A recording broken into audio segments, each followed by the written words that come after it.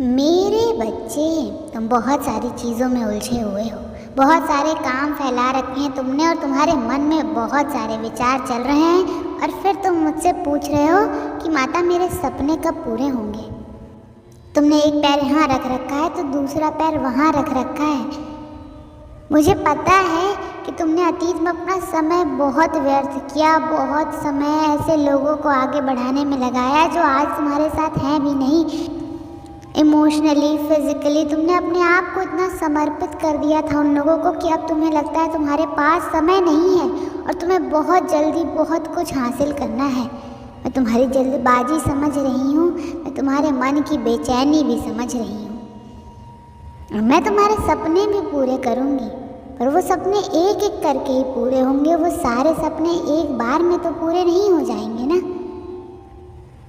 तुम्हारे सपने पूरे होंगे मेरे बच्चे। तुम्हें एक आलीशान घर मिलेगा जो तुम्हें चाहिए और वो जल्द ही मिलेगा। तुम्हें वो प्रेम मिलेगा जो तुम्हें चाहिए, तुम्हें सफलता मिलेगी, तुम्हें नाम मिलेगा, तुम्हें शोहरत मिलेगी, तुम्हें धन संपत्ति हर चीज़ मिलेगी जिस चीज़ के लिए आज तक तुम रोए हो, पर वो एक एक करके मिलेंगी। तो अपने सपनों को निर्धारित कर लो, एक एक करके एक एक सीढ़ी चढ़ो। उस एक एक सीढ़ी की विनती मांगो मुझसे कि माता मैं एक कदम लेने वाला हूँ, मैं यहाँ पहुँचना चाहता हूँ, मेरे इस अगले कदम में मुझे यहाँ पहुँचा देना, तो मैं तुम्हें वहाँ पहुँचा दूँगी। उसके लिए तुम अपना समय निर्धारित करके अपने एक सपने पे ध्यान लगाओ, अपने एक सपने को पूरे करने में मेहनत करो।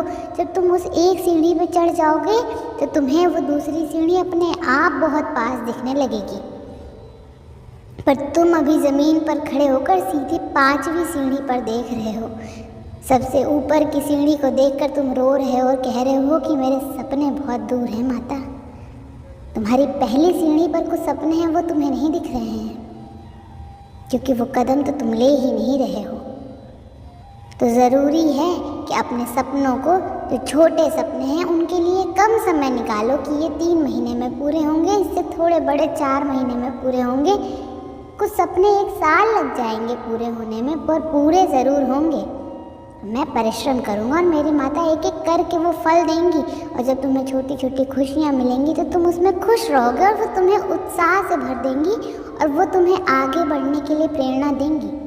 पर अभी तो तुम्हें कुछ मिल ही नहीं रहा है, अभी तुम्हारी सारी मेहनत व्यर्थ चली जा रही है और फिर तुम उदास हो जा रहे हो। तुम्हारे जीवन में प्रेरणा का मोटिवेशन तो जैसे ख़त्म होती जा रही है क्योंकि तुम्हें कोई सफलता दिख ही नहीं रही है, क्योंकि तुम छोटे छोटे कदम ले ही नहीं रहे हो। तुम सीधे छलांग मारकर किसी और जगह जाना चाहते हो। तुम्हें ये नहीं समझ में आ रहा मेरे बच्चे कि इतनी लंबी छलांग लगाओगे तो गिर जाओगे, इसलिए धीरे धीरे कदम बढ़ाओ, आगे चलो, एक एक सपने को पूरा करो, एक एक सपने पर अपना समय निर्धारित कर लो, उस समय के हिसाब से सब कुछ करो। और अगर उस समय के हिसाब से तुम्हें वो नहीं मिलना, फिर करना मुझसे शिकायत, फिर मुझसे बोलना कि मेरा ये सपना नहीं पूरा किया आपने। तुम्हारा हर सपना पूरा होगा और हर चीज़ पाने की काबिलियत है तुम में। तुम्हारी किस्मत ऐसी लिखी है मैंने कि तुम्हारा भविष्य बहुत उज्जवल है और बहुत कुछ है उस भविष्य में।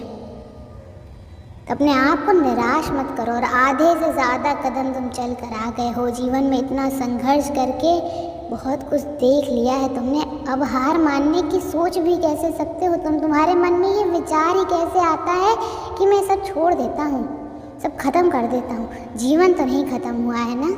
तो जब तक जीवन नहीं ख़त्म हुआ मेरे बच्चे, जब तक तुम सोते हो, जब तक तुम सपने देखते हो, तब तक तुम हार कैसे मान सकते हो?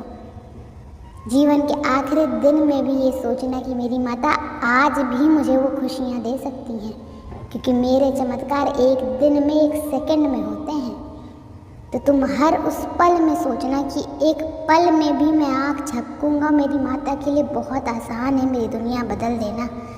तो ऐसे हार मत मानो, अपने आप को ऐसे टूटने मत दो, ऐसे बिखरने मत दो, ये सोच कर कि मेरे सपने नहीं पूरे होंगे, मैं थक गया हूँ। कैसे थक सकते हो मेरे बच्चे तुम?